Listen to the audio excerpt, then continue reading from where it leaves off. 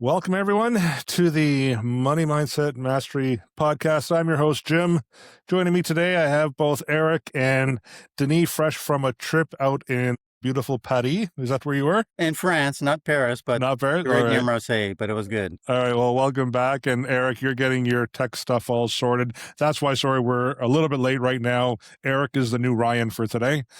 Apparently. And Ryan's not joining us because his train was late.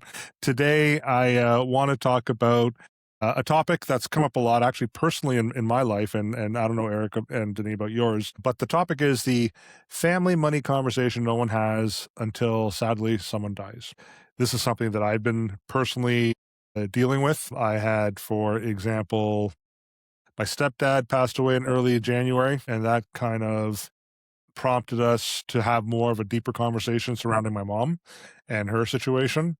And my father-in-law, he's turning 89. We're starting to deal with some health challenges. Honestly, it should have been something we probably should have talked about in more detail before, but there's many reasons why people don't like to talk about these things. And we're going to get into that a little later on in the recording. So I'm going to share with you one scenario. Picture this. A father passes away unexpectedly. His kids assume that there's a will, there's a plan, and that there's something that's organized. But instead, what do they find?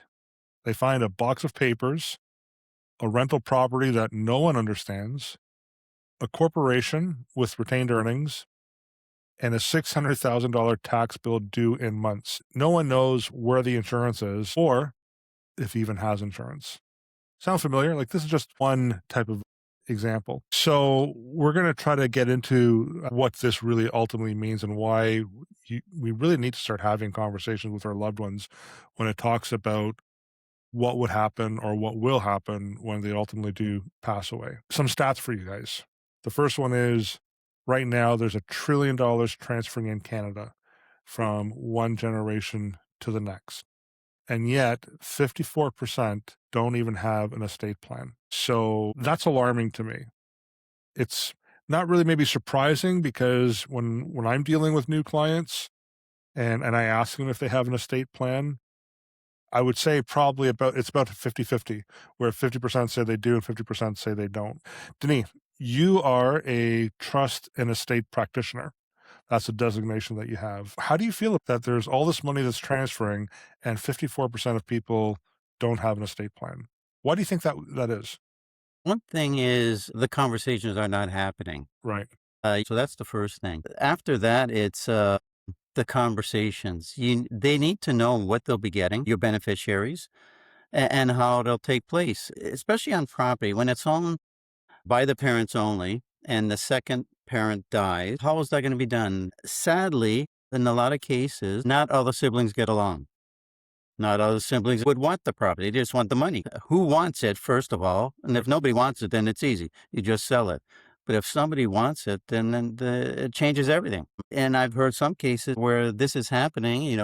Two live in Ontario, one lives in BC. Well, do you think the guy in BC wants anything to do with the Ontario property? No, they want the cash. So there has to be a plan to somehow buy this person out, whether it's through insurance or, depending on how liquid the estate is, cash.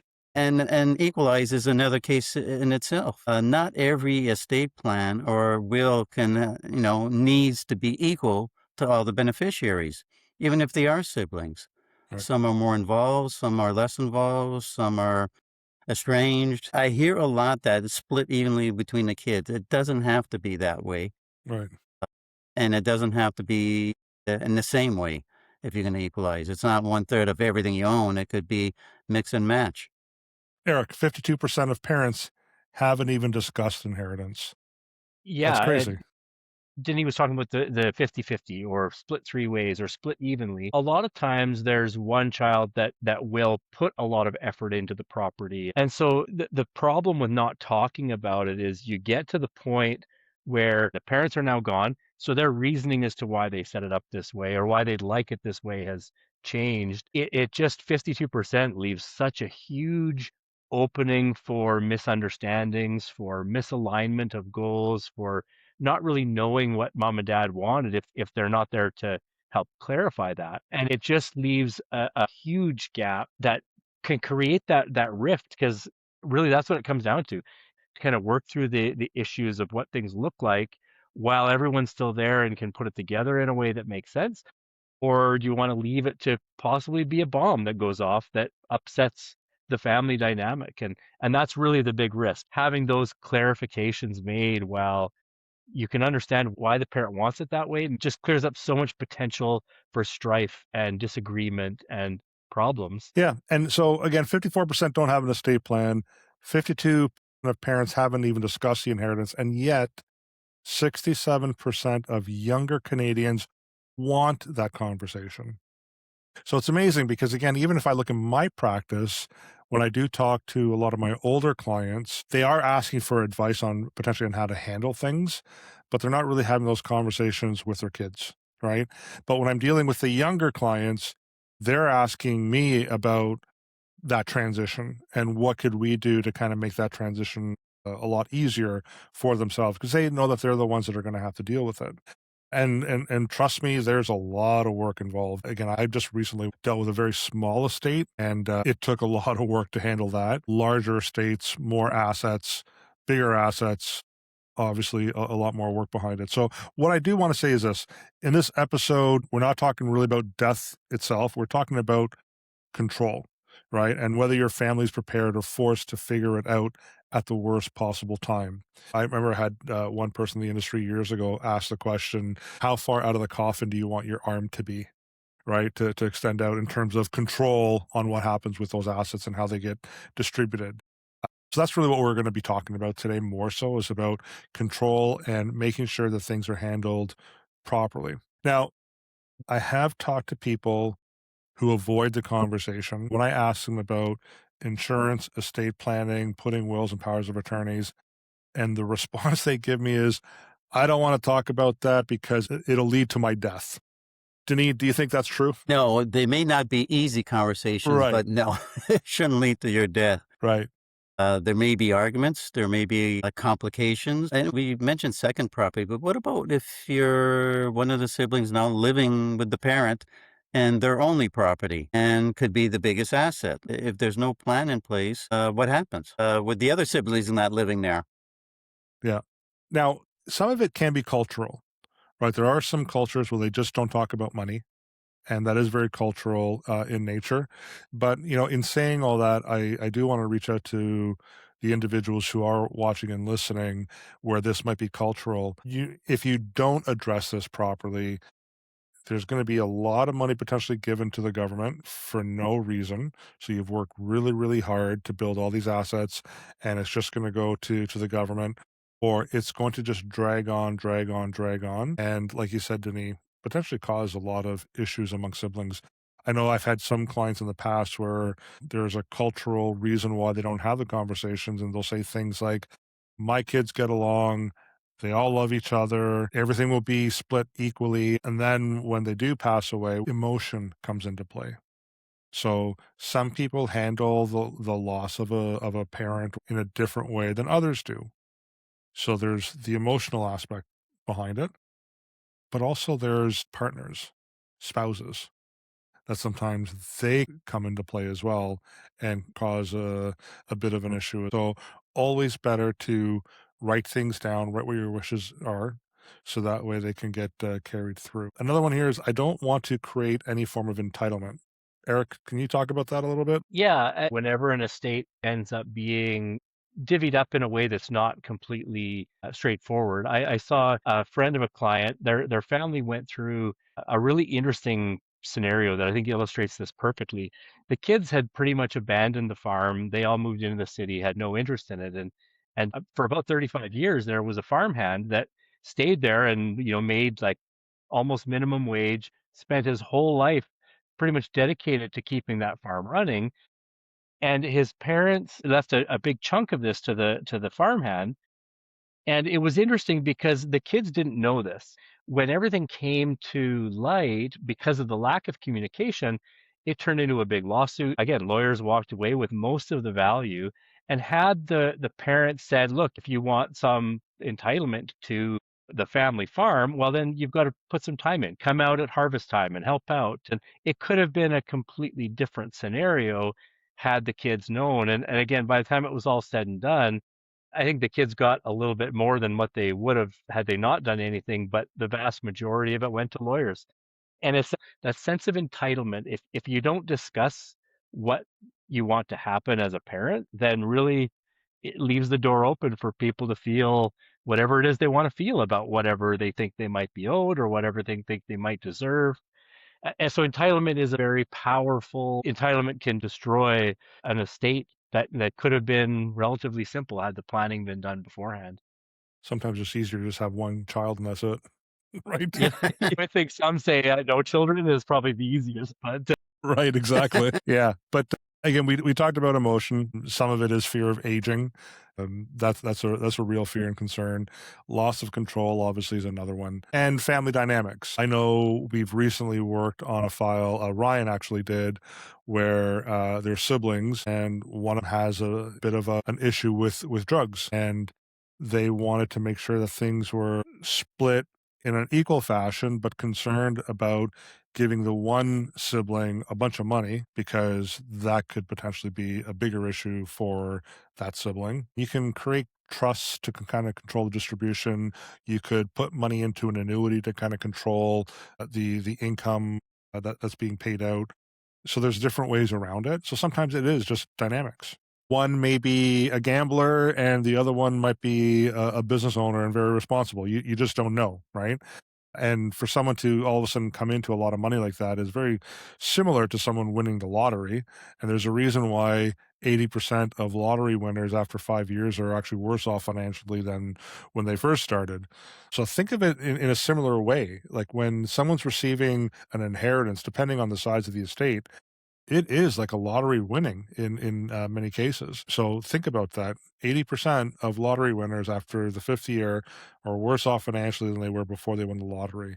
That could be your family after you leave an inheritance to them, right? Rising costs of living. So 80% of parents now unsure they can even leave what they plan to leave.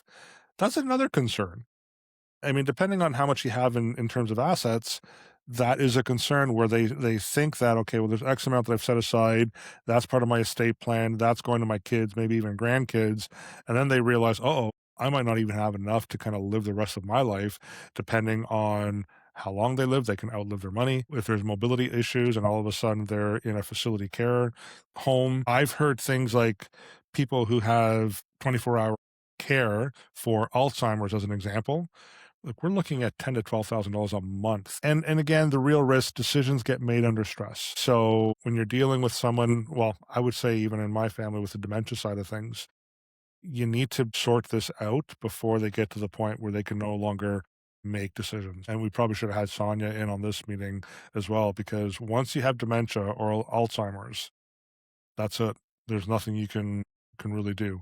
It's ultimately left to the courts after the fact, and that can become quite costly as well. yeah, there's a situation kind of in my family that's in a similar spot right now where there's a family member whose memory is starting to go, and so the conversations are being had, I think, ahead of it enough that it's going to be all right. But a year from now, maybe the situation would be bad enough that you can no longer have that person participate in that conversation. And then who takes responsibility? Who covers the costs of the dementia care if their spouse is in a position where they can't? I think you said it, Jim, that the real risk is decisions getting made when there's a lot of other stressors now and factors in, and not everyone who you want to participate can, whether it's because of dementia or death. And that's really where people will start to have problems to say, well, no, I talked to mom once and she said X. And the other person says, well, I talked to mom once and she said Y. And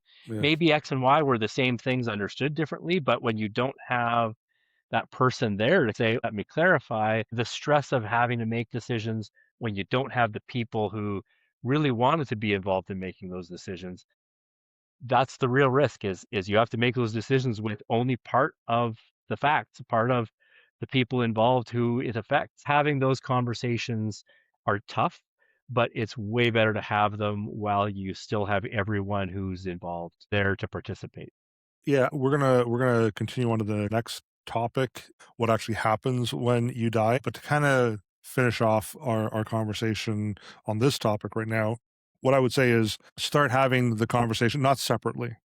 right? Have a team meeting, or not team meeting. Say team meeting because this is what we have every single week as advisors. Have a family meeting.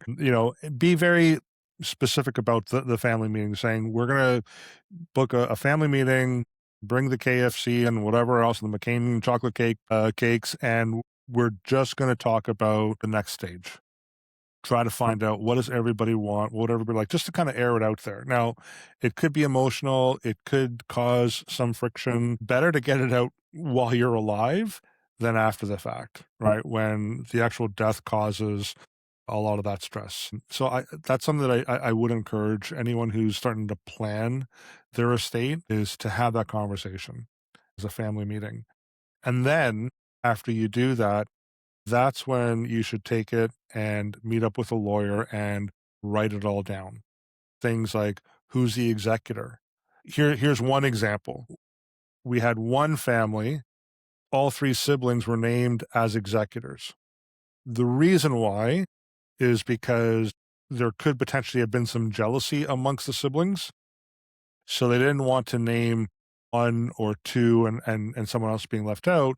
They wanted all three of them to be named as the executors. One of them lived out of the country.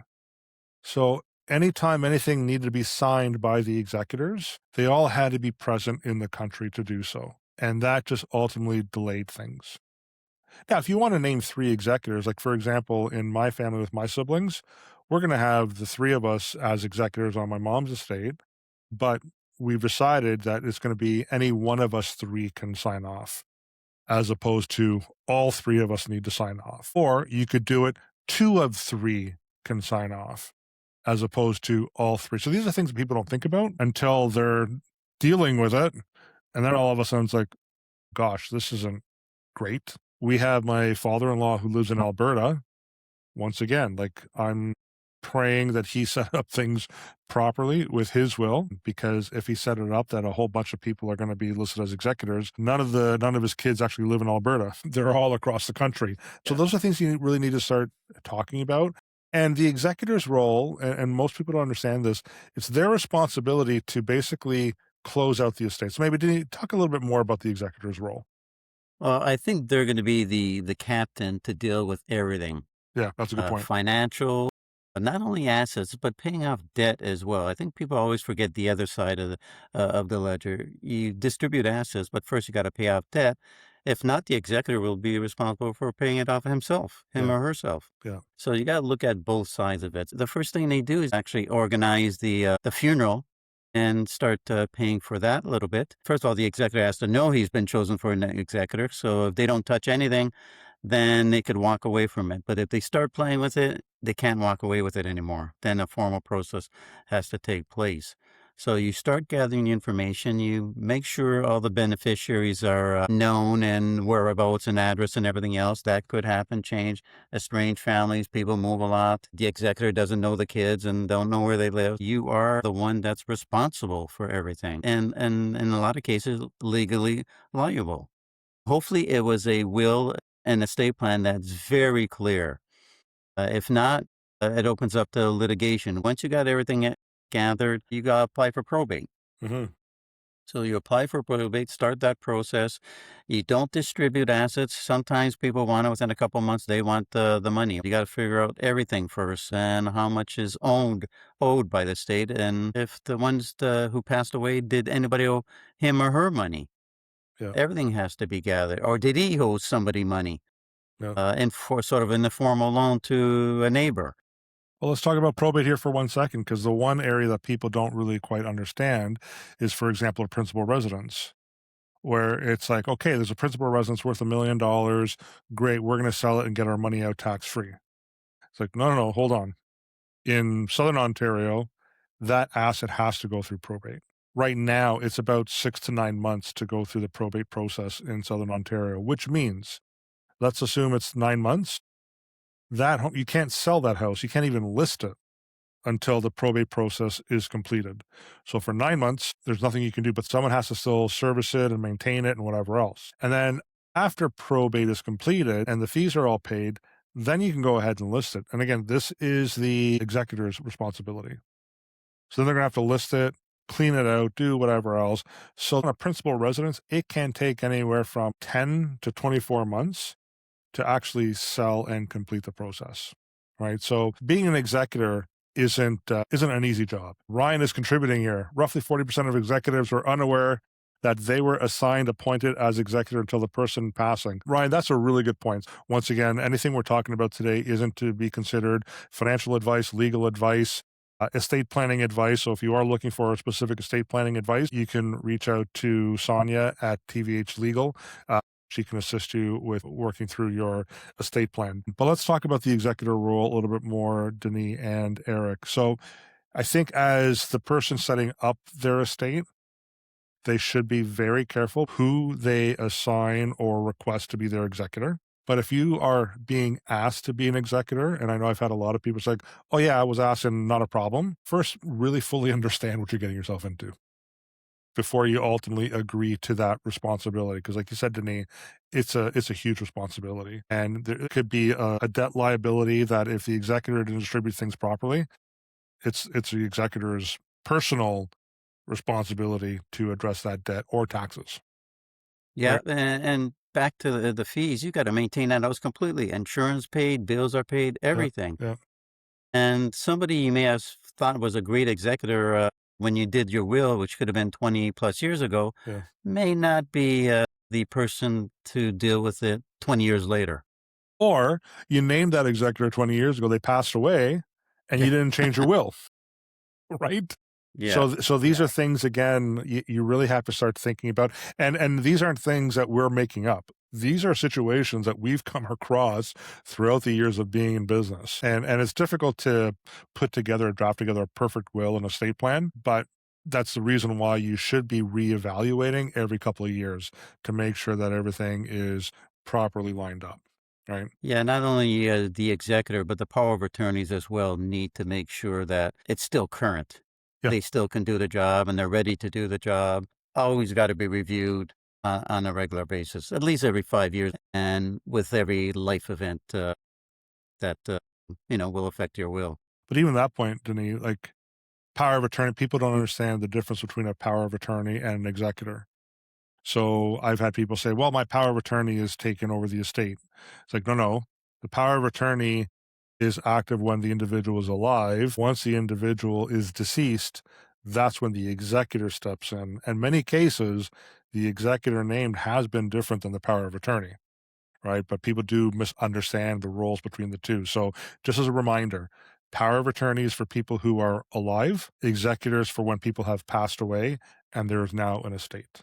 Okay. So let's kind of talk a little bit more about what actually happens when you die. And we're not talking about spiritually or anything like that. We're talking about financially and how CRA views things, because that's a whole another podcast episode. The first thing, like you said, Denis, there's a deemed disposition right away, right? So the moment you pass away, CRA is going to treat it as if you cashed out everything that you owned the day before you died, right? So that applies to your RSPs or any registered accounts. That applies to your home, business, rental properties, like everything. What's the problem with that? That's a pretty big tax year for some people, especially if you have a big RSP or LIRA or registered accounts. Right. Yeah. Right. Yeah, if you have a spouse, that's a little different. You have the spousal rollover for almost everything. Yeah. So when that happens, it's different. But if you're the last one to survive, or you're single, whatever the case may be, it becomes a lot more complicated and very expensive on the tax wise if you have that big RSP or you have some asset that has a huge capital gain on it. Well, how many times have you seen an RSP statement from the bank or from one of the online investment firms, and the estate is listed as the beneficiary because the person wasn't given the advice to say, well, you have a spouse, you should name the spouse, right? And if it's not listed in the will, then again, that's actually potentially a taxable event. So this is where advice really is important. I've seen it in group plans where it's just, you're married, you've been married for 10 years, but I see your mom listed here as a beneficiary. How come? Oh, well, I set that up when I first opened up the plan. I'm like, do you understand the tax liability that'll happen because that beneficiary hasn't been changed? If you have a spouse and you don't name them as the beneficiary for a spousal rollover, we'll use a $200,000 RSP portfolio. CRA is going to basically state that you cashed out the entire $200,000 the day before you died, which means you're going to have $200,000 of earned income plus any other income that you've earned that year, which means about half of that RSP, you can kiss it away to taxes. Where if you did things properly and you named your beneficiary, you could have then rolled it over tax free to them. There wouldn't be a tax event until they passed away. People don't understand this as well sometimes is with businesses, commercial properties, if you have it in a single spousal name and you didn't designate your surviving spouse as the beneficiary, right?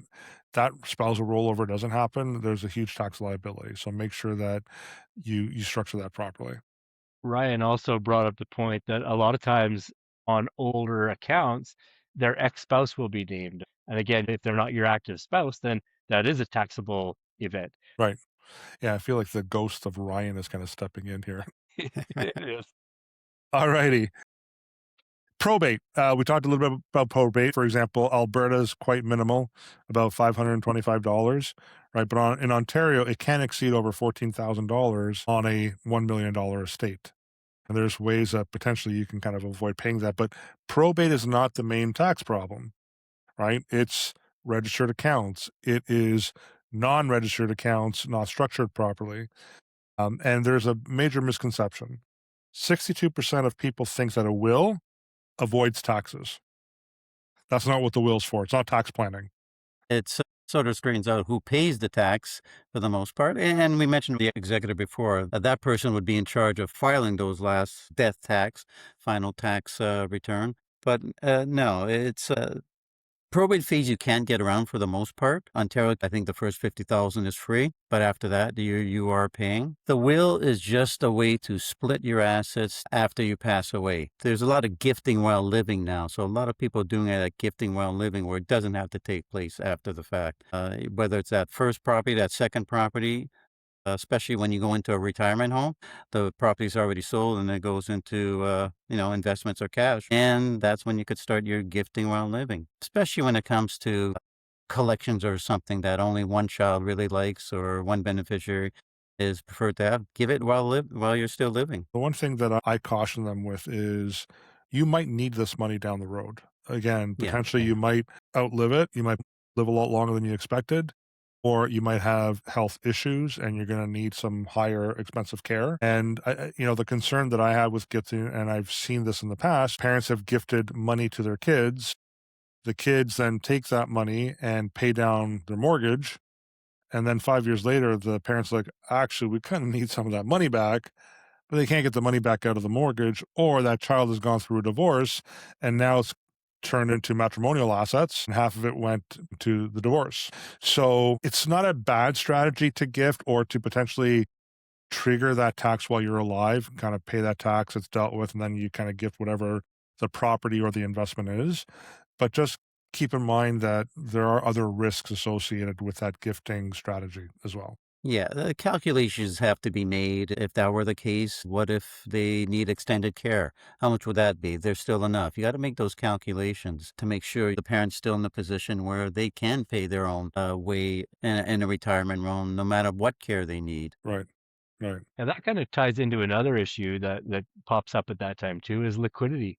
How Yeah. are you invested? Are you locked into GICs or are you in, some sort of private equity investment? It's great to be able to pass those types of investments on. That's where having a financial plan that looks forward, it really does give you a lot more visibility into how much can I gift today. Down payment for a house, a lot of parents will seek to have that as a big goal as their children move out into the world. Knowing exactly what that amount is, what you're comfortable with, how your liquidity is set up, really becomes an important part of that. Yeah, there's a couple of ways to address that. And to your point, Eric, I'm going to use the GIC issue because a lot of older people go into the bank. They don't want to risk any of their money, which is understandable, and they want the safest investment possible, so they put in the GICs. They also want the best rate available, which means it's a non-redeemable GIC. And the banker will say, and they're not wrong in saying this, the banker will say they are illiquid with the exception of death or financial stress. But I've also worked for the banks and I've worked near the GIC department where I've literally seen estates take over 2 years to settle because those GICs could not or would not be broken for whatever reason. Right. So that's a good point on the liquidity side. So if you are going to look at investing in GICs, if that's your comfort, then at the very least consider it a cashable GIC. So that way you do have that form of liquidity. If they are non-registered GICs, I would strongly encourage you to do it through a life insurance company because a non-registered GIC that you do at the bank or the credit union or online, those are going to still go through the estate. If you're single owner, you can't name a beneficiary on the non-registered GICs through a bank or a credit union. But you can if it's a life insurance company's GIC.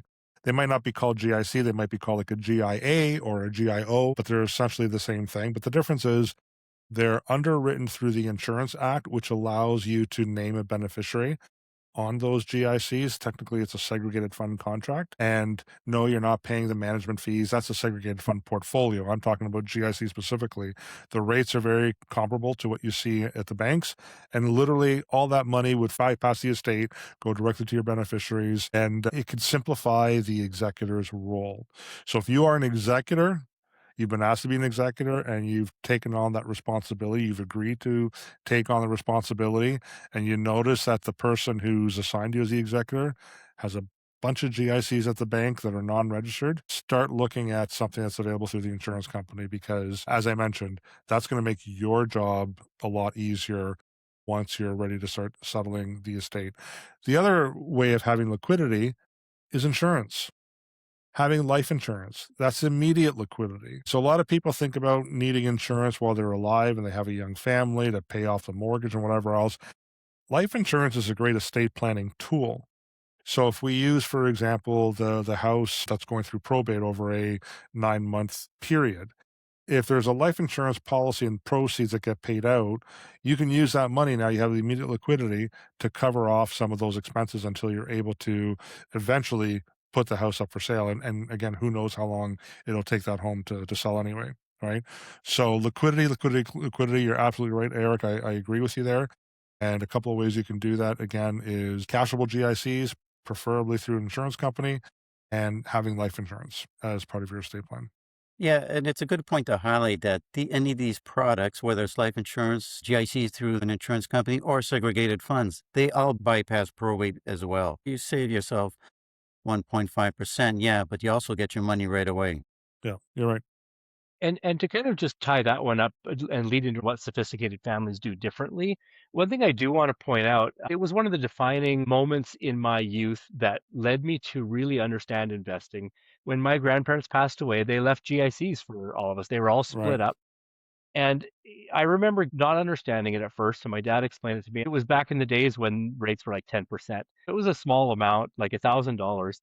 But I thought to myself, if I had $100,000 to invest right now, I could earn more than I'd ever imagined I could earn. So that is one thing sophisticated families do is they do plan to pass on investments, whether it's a GIC, whether it's private equity, whether it's securities that are traded in the public market. Passing that on is a significant way to pass on a legacy of planning ahead, of thinking, what can an asset do for me if I invest it? It really is a good way to teach that principle. Yeah. Denis, with your tax and estate planning background, what are the really important cases that estate freezes help out in those scenarios? Well, it's an estate freeze is really used a lot by business owners when they freeze their shares. They want all the future growth to go to their beneficiaries, which is usually their kids, can be done directly or indirectly through a family trust. And there's a lot of ways you could set it up where you could still hold control of the company, but basically all growth is going to the kids. And there's decisions on whether you cash in or pay the taxes immediately, that could be postponed or can be paid right away as well as a business owner. So it gives you flexibility while alive, and kids get the ownership right away. Family trust is another one. Now, where family trust is important, again, is in controlling the distribution. So you can basically set up a trust, and in the trust, you can outline who gets what and when, right? But remember, when you set up a trust, it's almost like having a corporation. A trust has its own tax reporting, and that's becomes expensive. It's not going to be $200 that you can get done at H&R Block. Like, it's $1,500 to $2,000 a year on the tax reporting. There are taxes that the trust may or may not have to pay. There are taxes that the beneficiaries may or may not have to pay. A lot of times I will have people say, well, I heard about this trust on TikTok and maybe I should do that. Again, maybe, but it all depends on your financial situation, and understand that there's all these other costs associated with it. And legal setup costs are quite high. Yeah, legal, accounting, and you're paying the highest tax rate within the trust for the most part. It's 50%, right? Yeah. Yeah. Yeah. So, yes, it's a good instrument depending on what you need, but it is expensive and can get expensive if you have your assets in there. And then you have to wind up the trust a year 21 as well. There's a 21-year rule as well. Yeah, That also, everything is yeah. again deemed to be sold. You're paying all the capital. Sometimes they continue, but every 21 years, everything's gonna have to pay full gains on it. You can't keep it hidden forever. Right. So again, when you are out there on social media and you're seeing all these solutions, it's good to question if it's right for you. Like, we're not saying you shouldn't question them, absolutely, but keep in mind that it's not necessarily for everybody, and we'll help you figure that out. Corporate-owned life insurance, I do a lot of this. That helps with liquidity for the corporation as well. Holding companies, that's another way of doing some estate planning, depending again on your corporate structure. So these are some things that, if you are looking for more information to see if it's applicable to you, let us know, and we'd be more than happy to, once again, here in Ontario, connect you with Sonia. Eric, you have someone in Alberta you could connect clients with. Okay, let's get to the final segment, which is the conversation guide, what to say without making it weird. So I think the first, and that's tough, right? But I think really the first one, which I like here, is start with the context, not the numbers. Let's not talk about numbers. Let's start off with, here's what we're trying to accomplish as a family. What is it we're trying to accomplish? Family cottages is a perfect example. I've dealt with situations where there might be a family cottage and you might have 3 siblings.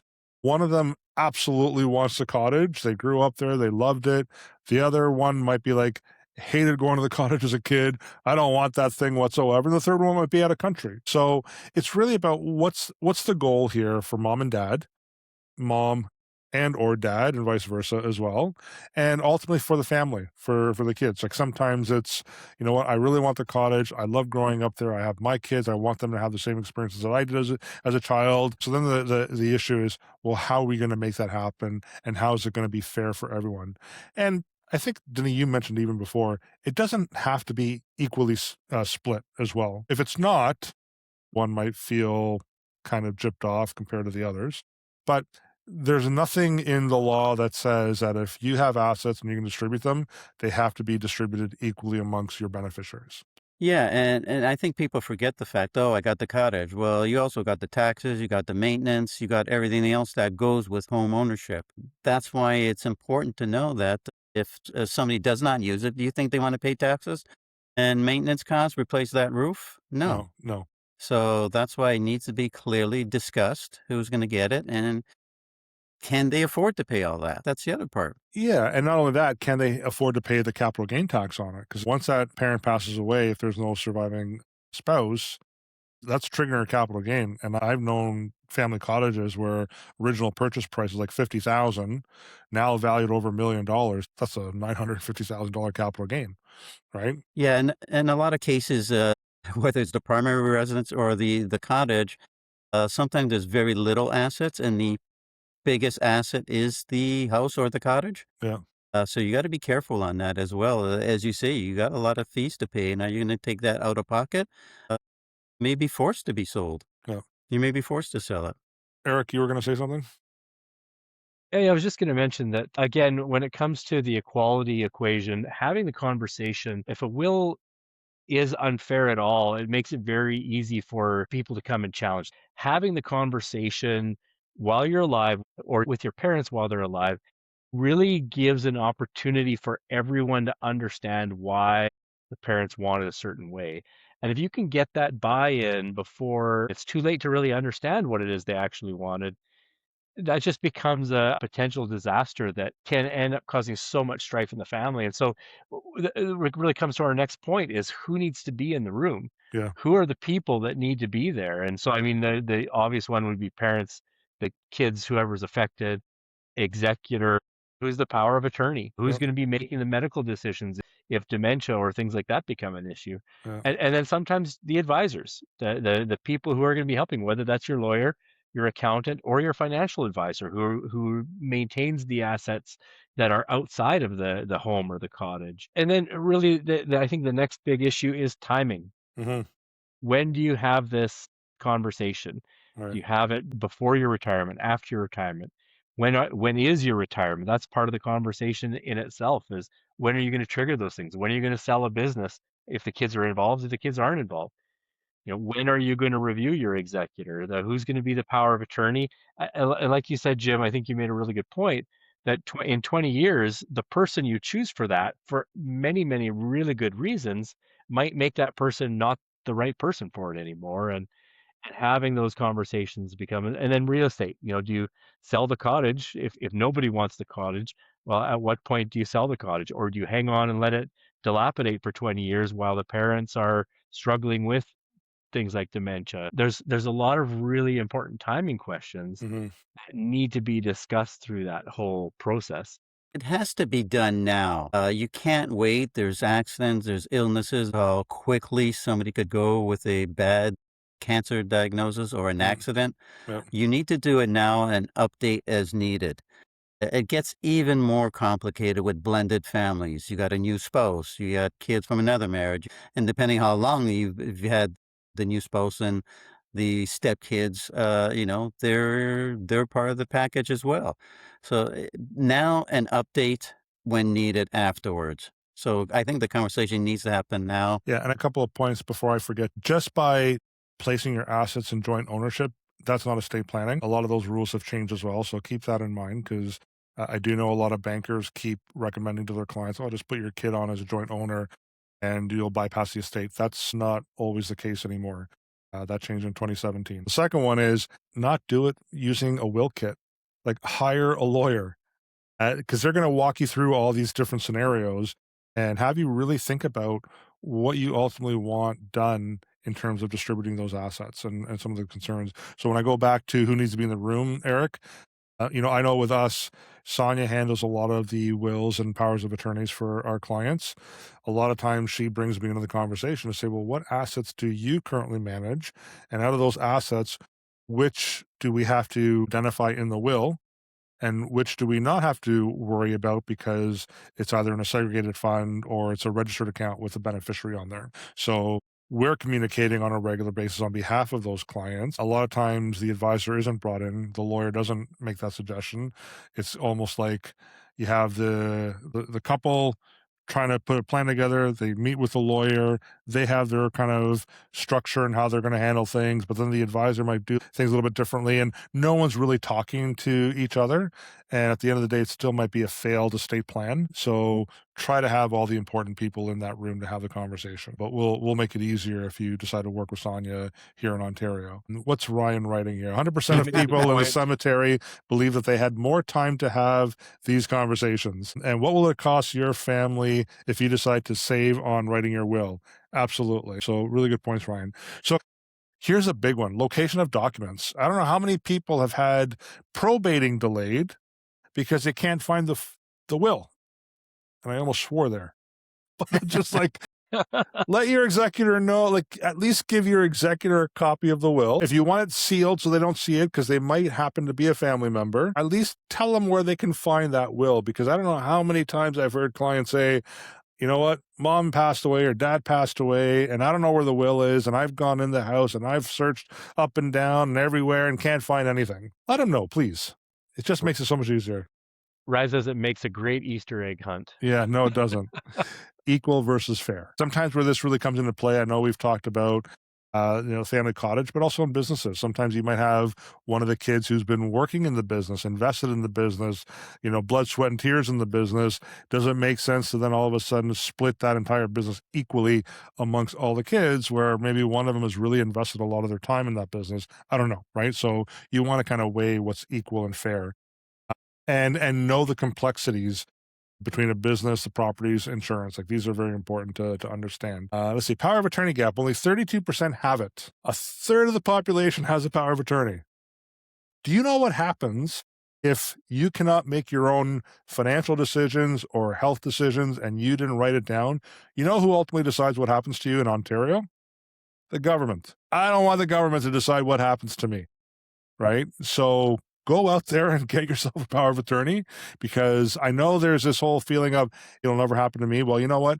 7 years ago, I didn't think I was going to go in for open heart surgery. That was very unexpected, right? Thank God I had my affairs in order. The first thing I did when I found out I needed open heart surgery was I pulled the wills and the powers of attorneys out, put it on my desk so my wife didn't have to try to search for it. She knew where it was in the house. I just made it easier. Here are the life insurance policies. Here's a will. Here's the power of attorney, just in case, right? So please just get it done. Don't put that off, because the government will decide. We just had a family friend, wasn't feeling well, all of a sudden went to see the doctor. Doctor turned around and said, "You're literally having advanced heart failure. Go to the hospital." He wasn't thinking that he was going to be going to the hospital for advanced heart failure when he woke up that morning, right? So again, put your affairs in order. And thankfully, he had his affairs in order. He's alive, thank God, right? But just please do it. Well, what's Ryan saying here? Note how our TVH process allows us to make it easy for clients, families, and executors to know where everything is. Life made easy with TVH. I'm starting to think, guys, that we shouldn't actually have Ryan as part of our live recordings anymore.